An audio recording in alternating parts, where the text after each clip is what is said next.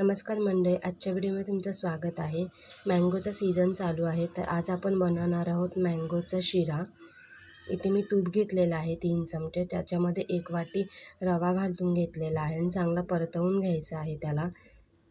तो तुपामध्ये चांगला फुलला गेला पाहिजे, शिजला गेला पाहिजे, असा परतवून घ्यायचा आहे। त्यामध्ये चवीनुसार तुम्ही साखर घालायची आहे। साखर विरघळल्यानंतर त्याच्यामध्ये 1 वाटी दूध घालायचं आहे आणि मिक्स करून घ्यायचं आहे चांगला।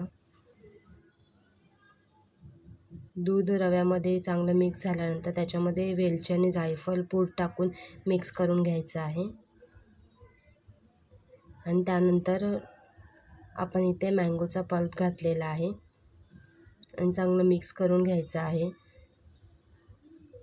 आणि वरून काजू आणि बदाम घालून परत चांगलं मिक्स करून घ्यायचं आहे आणि आपला रेडी झालेला आहे मँगो शिरा।